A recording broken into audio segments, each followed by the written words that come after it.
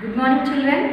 In last video we learnt about living things and non-living things definitions and living things and non-living things characteristic features.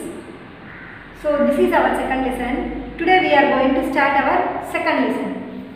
Animals and human beings. Our second lesson is animals and human beings. In this lesson we have four important topics.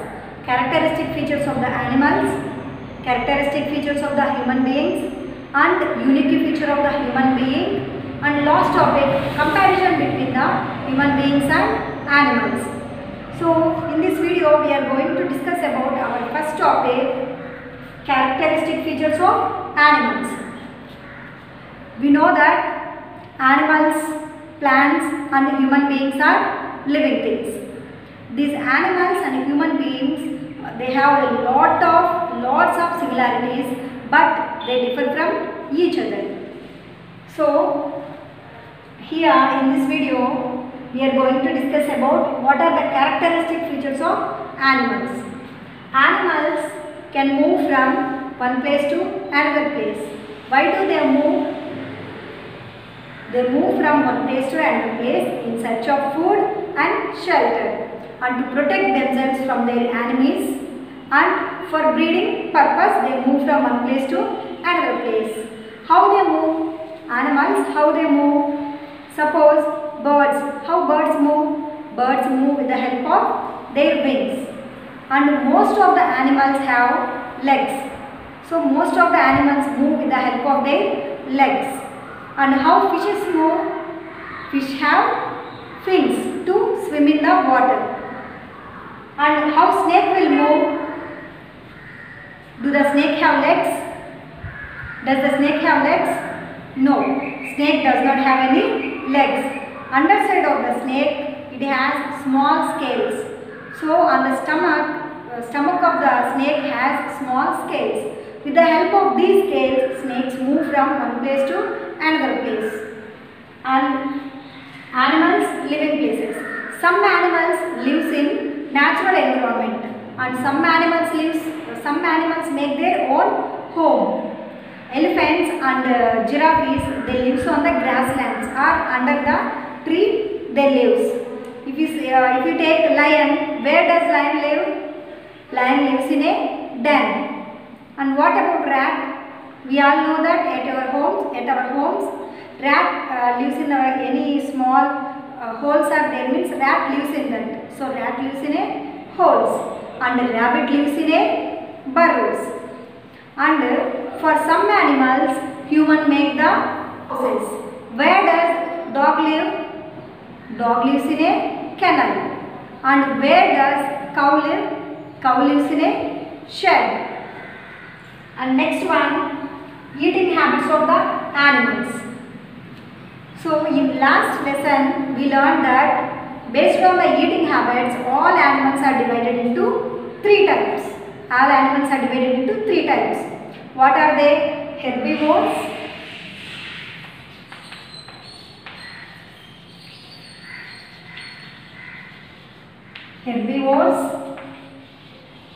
carnivores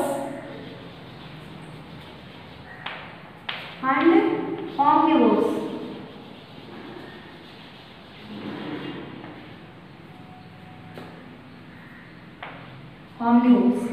So what are herbivores?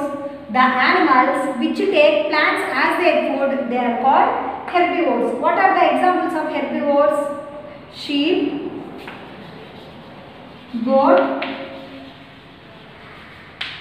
buffalo, giraffe, elephant. These all belongs to herbivores because they eat only plant products, and they have sharp front teeth to cut the grass or to cut the leaves. Carnivores. What are carnivores? The animals which eat other animals' flesh as their food are called carnivores. Flesh eating animals are called carnivores. What are the examples of carnivores?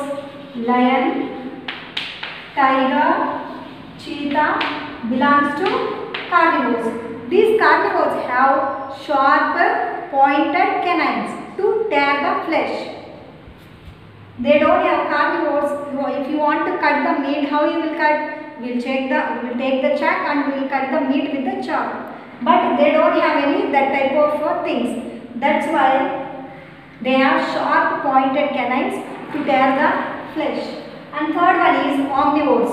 The animals which take both plants as well as flesh of other animals as their food are called omnivores. What are the examples of omnivores? Bear and pig. These are the omnivores. Omnivores have well developed front teeth, canines and molars and premolars. So based on the food habits, animals are divided into herbivores, carnivores and omnivores. Communication. How animals communicate with each other? Will they talk? No. They can't talk like human beings. They can communicate with each other by making different sounds. For example, frog. Frog croaks. Cow moves. Lion roars. Goat bleats. Horse neighs. Birds chirps. And some parrots, trained parrots can imitate the human voice. Means they can talk. So like that animals can communicate with each other by making different sounds. Next one, body temperature. Based on this body temperature, change in the body temperature, all animals are divided into two types. Cold-blooded animals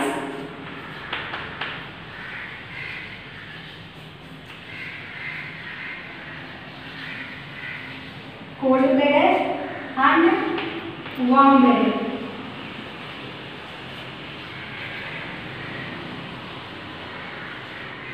Cold-blooded animals and warm-blooded animals.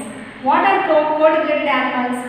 The animals which can change their body temperature to that of their surroundings are called cold-blooded animals. I am repeating again. The animals which can change their body temperature according to their surroundings is called cold-blooded animals. Example, frogs, snakes. These animals in summer season, according to the temperature, they can raise their body temperature, and during winter season they can reduce their body temperature according to the surroundings. These are called cold-blooded animals. Second one, warm-blooded animals. The animals which cannot change their body temperature to that of their surroundings are called warm-blooded animals. What are warm-blooded animals? The animals which cannot change their body temperature to that of their surroundings are called warm-blooded animals. Example, lion and tiger. These warm-blooded animals maintain the same temperature in any season. In all seasons, they maintain the same body temperature. Suppose in summer season, if the temperature is high, they maintain the same body temperature throughout the year. In winter season also, if the temperature decreases in the surroundings, they can maintain the same temperature. So that type of animals are called the warm-blooded animals. These animals need more energy to maintain their body temperature. Next one, most of the animals have 4 legs, but some animals have 6 legs. The animals which have 6 legs are called insects.